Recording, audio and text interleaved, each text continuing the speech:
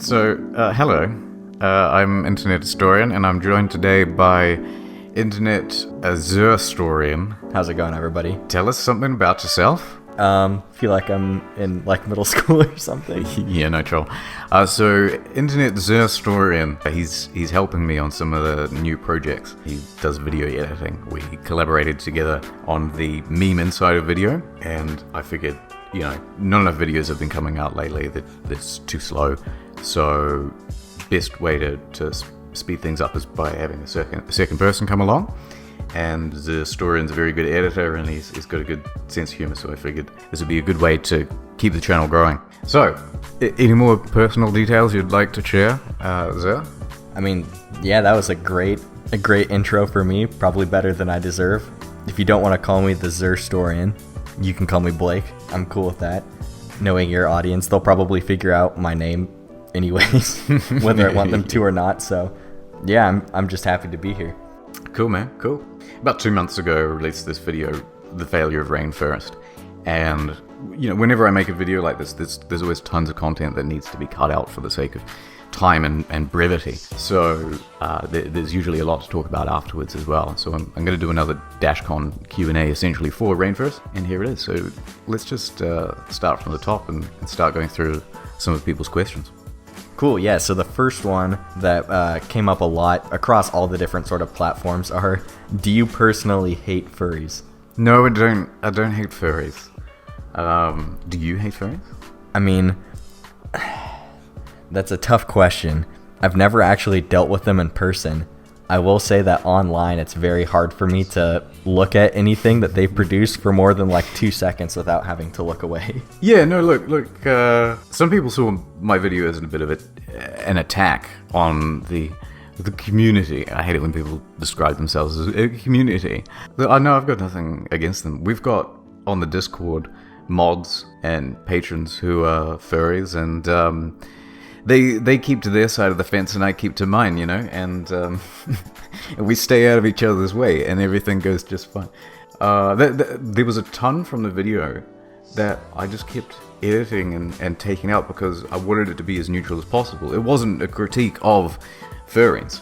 It was, here's this event and here's it going terribly wrong, and also furries are involved.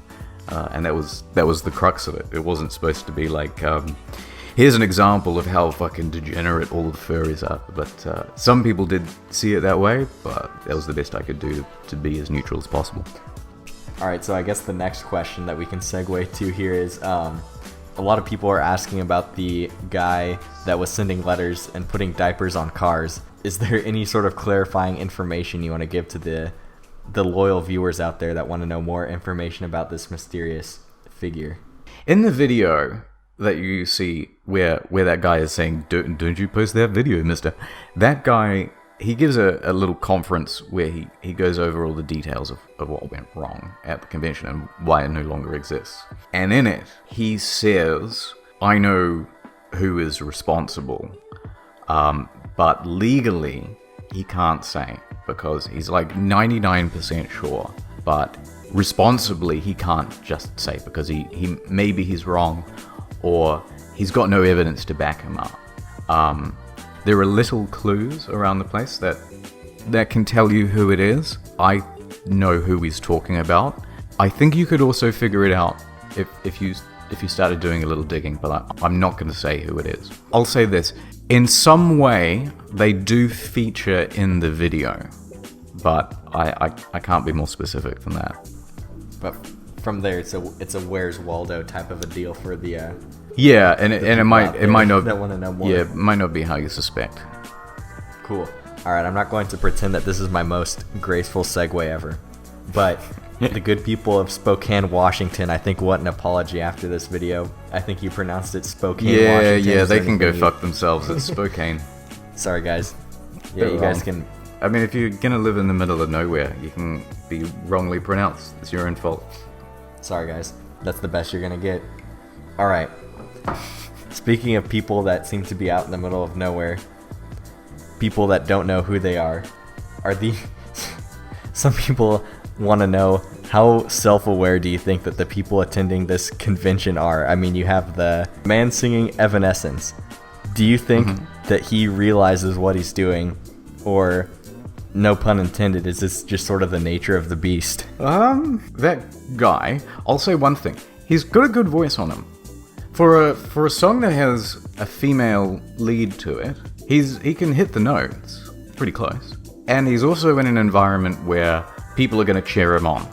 You could imagine it would be karaoke, right? People get up and they sing "Girls Just Want to Have Fun," and everyone cheers. And so you wouldn't go, this guy's a big dumb idiot because he's singing "Girls Just Want to Have Fun," and that's a Cyndi Lauper song. How could you do it? Yeah. I mean, who's not guilty of that though? Yeah, exactly. In the shower or whatever. I don't know. I don't think there's a whole lot of self-awareness to be had. I think it's like that's their environment and they're just having fun. Okay, so here, the transition questions here. I'm going to throw in a bit of a transit. So we've got a question coming up, but I feel like there's an opportunity here for an extra question. Out of all the conventions that you have covered in your videos, which one do you think has been the biggest disaster? Well, of the ones that I've covered so far, I think DashCon was a much bigger disaster, all things considered. Rainfurrest was ruined by a couple of people, and actually, although there won't be a second one, not a second one, it's like the 10th one or something. There were a lot of people who didn't even realize that anything bad was happening. They were at this Fur Festival and they're like, yeah, fuck, that was pretty great. Business as usual sort of event. See you next year. But with DashCon, it was like everybody knew that it was fucked up the whole way through, and you really felt it. So I think that's got to be the worst of the two. So, but those aren't the only festivals that I'm covering, which is a very nice sequitur into my next video, which is Fire Festival. That's coming soon, so don't forget to subscribe and leave a like. And no, okay, I'm not going to do that whole routine. Yeah, and I think that is by far the biggest disaster. I'm not saying that as like a promo, because hey guys, make sure you check out the video. It's like, no, there's a guy up on criminal charges, and everybody got sent home early, and they're currently being sued for $100 million plus a bunch of other lawsuits. So it's a pretty big disaster. I think it might be the worst festival that's ever happened. So I don't know, maybe that'll be the end of the festival series, because there's not going to be much more to top it, to be honest with you.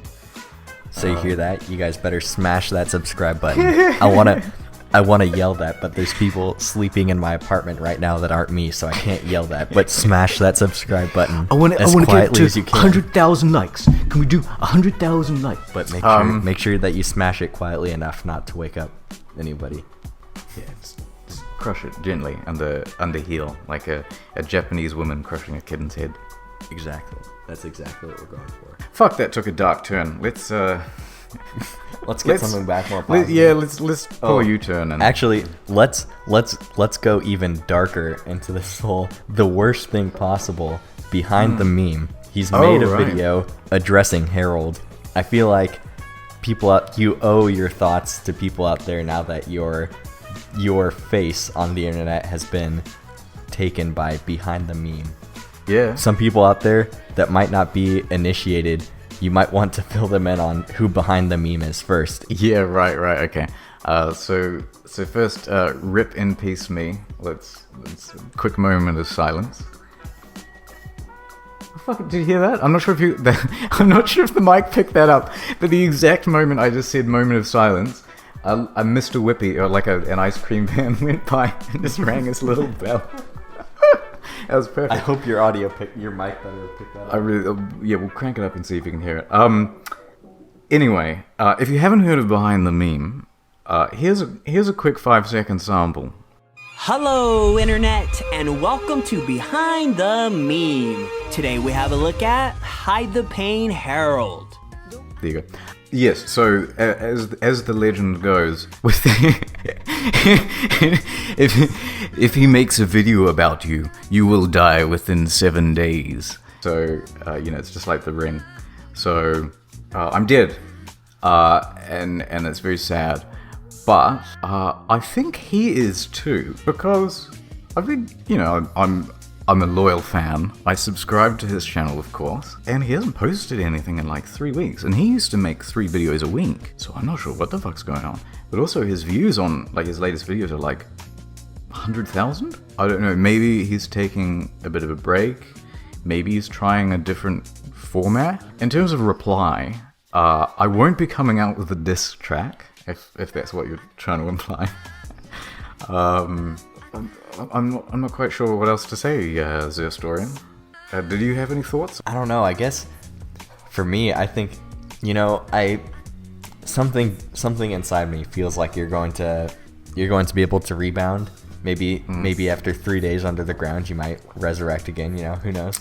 An interesting thing to point out about Behind the Meme is that he's one of the rare channels that can actually seem to kill trends. I feel like one of those is like iDubbbz. Yeah, so you've got like iDubbbz, who has like the Content Cop series, and for him it almost seems like he's sort of worked up to that point, and he's very like deliberate with who he decides to strike down, where somehow it's almost like Behind the Meme has had the same power bestowed upon him. He wasn't really prepared for it. He like didn't really understand it. I don't think he even really knows he has it, and he just goes around killing people's careers and just done nothing to work to that point.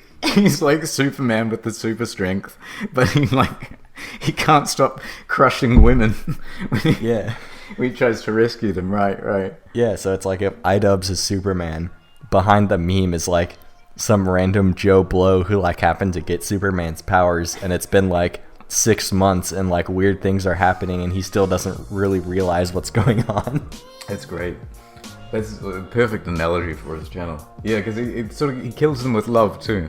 So he's like, you know, he's petting the kitty and he goes, "Oh, I love you, YouTube poops," and then just crushes its little head, you know. So, what's the next question? Next question, alright. This one is, we're circling back to Furrfest here. This one is about the minority of a group, specifically the one at Furrfest, ruining something for the majority when really, you know, the majority is just sort of doing their thing. Well, I mean, it's absolutely true. I mean, it was one of the most common comments, except for gas the furries or, you know, where's a school shooter when you need him. It sounds like, you know, a few people ruined it for everyone, and really that's what happened. I do also think that that's compounded with some mistakes by the side of the staff. So they didn't have apt security. They didn't communicate with the hotel well enough. They didn't nip some problems in the bud, and they sort of, you know, they knew about the drug problem for a few years, and they just kept letting it escalate rather than going, hey, don't fucking do any drugs or you'll never come back. You know, putting their foot down. Listening to a lot of the audio tapes and feedback and all sorts, just doing research, it seemed to me like they had a real soft attitude on any sort of discipline. It was like, it didn't matter how badly you behaved, you could have another chance. It didn't matter, you know, what rule you broke, no matter how many times you were told not to break it. If you appealed, you'd get a slap on the wrist. And I think that's sort of the essence of you know, years of doing that is what led to Rainfurrest 2016. That is sort of I guess an interesting thing to think about. I'm not really a con person. I've never been to cons, but running a con, it's sort of it's a delicate balance that you have to strike between being willing to kick people out to sort of hold up a standard, and at the same time wanting people to come back and making an environment where people can feel like they're free to do whatever. Yeah, now that I think about it, it's sort of it's a complicated issue, but even it looks like here they made nothing but the wrong decisions in this case. Yeah, I think so. And it's funny. I've got on the Discord, we've got like almost 10,000 people now, and not that I could ever plan a convention or anything, but I do think there are some analogs there, and it's like you do feel like one of the main rules is if you're gonna set something as a boundary, you have to keep to it. So if you say, hey, you know, if you do this, then you're gonna get banned or whatever. then you've got to stick to it. Otherwise, no one will follow the rules after a little while. All right, I've got one more question before we wrap up here. Right. And that's, I feel like we need some clarification and some extra tidbits on the chlorine bombing, because that, even for this video, seems a little intense. Okay, so I think eventually this will be a video in and of itself. But, sorry if you keep hearing text messages in the background, because I'm very popular. So people text message me all the time. I get lots of, there was an event in 2014 where it wasn't a Hilton, it was another hotel. This isn't to do with Rainfurrest, but essentially someone spilled a bunch of chlorine into one of the stairwells, and it got into the ventilation, and it caused a bunch of irritations. People went to hospital, and it was thought for a short time that maybe it was a terrorist event.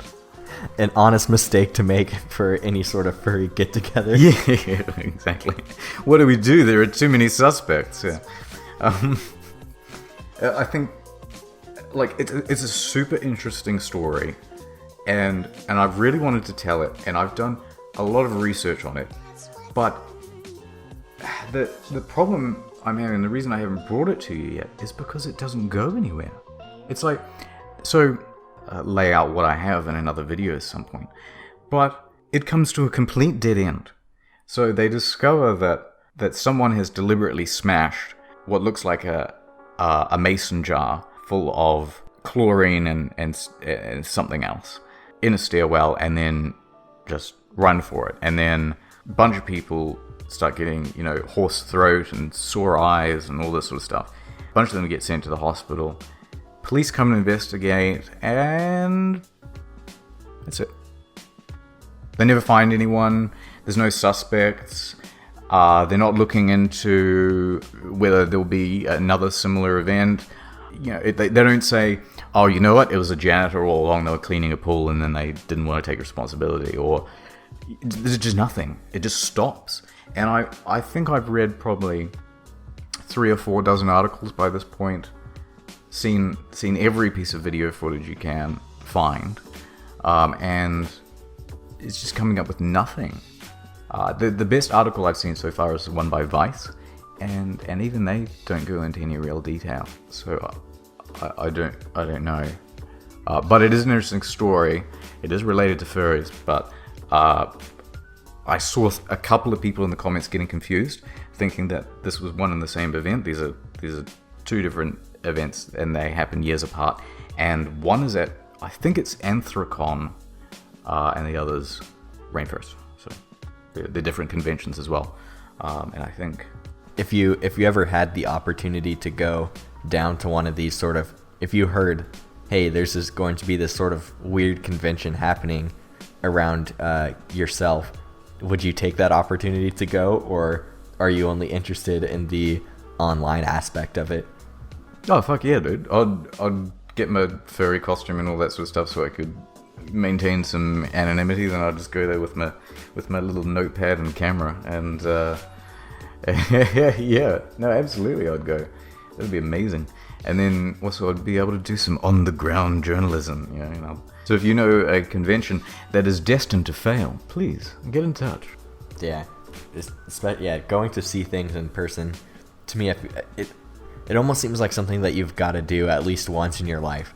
Go to something super uncomfortable that you've heard about before, just to see what it's really like. A personal example for me would be, I used to live maybe like an hour and a half drive from Jake Paul's house when he was like in actual news for like starting fires and stuff. Just drive down there to see what it was like. But unfortunately now it's a bit too late. I've moved, and it seems like he's now been either kicked out of his house, or he has to get like a warrant to film in his own house or something. Like, unfortunately, it's too late to stop by his house. Yeah, I think he's moved. I did see a thumbnail that said something like Team 10 House is moving, ? So I think he has moved house. If they move to a neighborhood near you, are you moving in the Team 10 House? Are you that dedicated to your journalistic craft? No, there's some topics I won't cover. Cats being killed and Jake Paul. Those are my limits. A man has to have his standards. Alright, to be honest, I've never done this before. So if you people are listening, if this part is kept in, I have no idea how to wrap this up, other than to hand it over to you. Oh, no problem. Yeah, we just do our signatory sign out, which is signatory sign out. Jesus Christ. We just do our usual sign out, which is alright guys, if you enjoyed this video, don't forget to like, thumbs up, and fucking hell, I tried that about 8 times and it came out wrong every time. I'm having a stroke. If you enjoyed this video, please leave likes up. Alright, Brofist, catch you next time. PewDiePie. I feel like that's a perfect note to end it on right there. And then we just leave some silence.